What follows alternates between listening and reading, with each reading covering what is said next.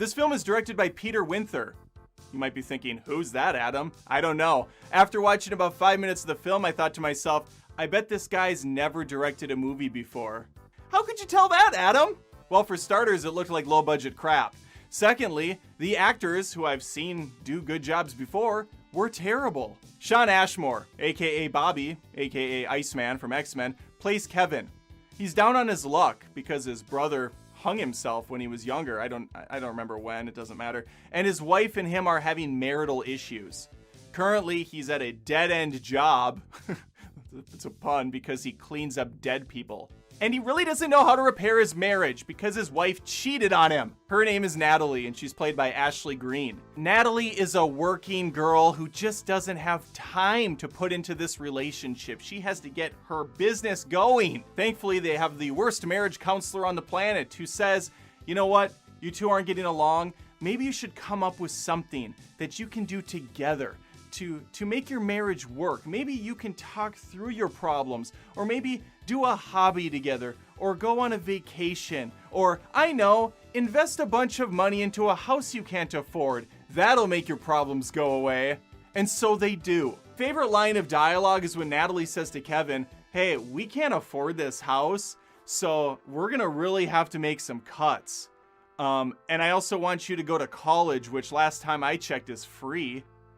And also, the people selling it to us just upped the price by 20 grand, and we're just gonna say yeah on the spot. I don't even think Natalie's seen the house, because her first walkthrough of it, she's surprised by everything. Who buys a house without looking at it? Especially a house that people were murdered in, and you know it. I can put all these gripes aside. I've done far more generous things for better movies.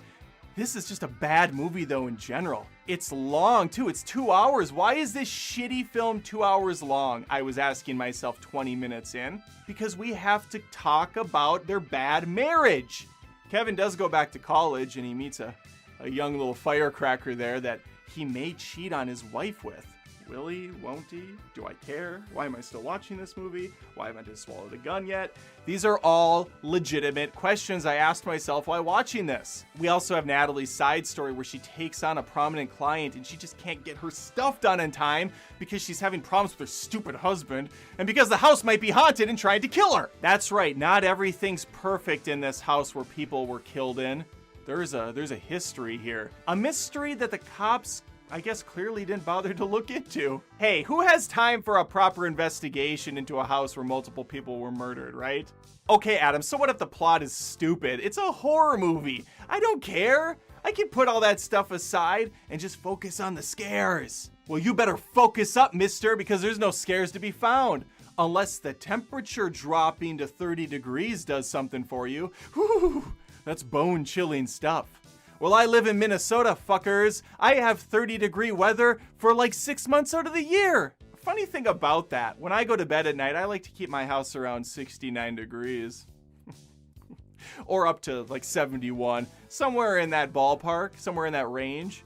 When it drops to like, if like the heat goes out, let's say, and the temp drops to somewhere in the low 60s or upper 50s is being dramatic, but if it got to that level, you wake up. You're like, holy shit, it's cold in this house. So what happens in this film when the temp drops to 30? Not a goddamn thing. Natalie gets up. She can see her breath. She's walking around. Husband Kevin, he's sound asleep. Maybe it's because the actor is Iceman. Maybe that's why the cold don't bother him. Anyway, Elsa, maybe he's just perfectly fine frozen because he's used to it. Because he's got ice pumping through his veins. But he's not the same character here, so he should have woke up. But no, he just stays in bed. And the wife comes back upstairs after hearing noises in the house. Doors are shutting. Figures are moving. And he's like, what's going on? And she's like, nothing. And it's not even because they're fighting. It's just because she, I guess, doesn't want to give him that information. Also, Kevin has that great trope where he's the husband that doesn't believe a single thing his wife says. Even though this is a house where people were murdered in and his own brother was killed back in the day. And he sees murders on like a daily basis. So you would think that maybe he'd be more susceptible to the idea that there could possibly be someone doing something to them in the house. But no, he's like, just dismisses everything. It also does the thing where the woman clearly sees bad shit going down and she still stays in the house because Kevin wants to stay there. And I guess she can't make her own choices? Are you kidding me? Get the fuck out of there. It's so frustrating to watch. What other scary things happen in the movie, Adam? Well, another thing that I found super scary is looking under the bed. There's a point where the actress looks down and the camera follows her and there's no one under the bed.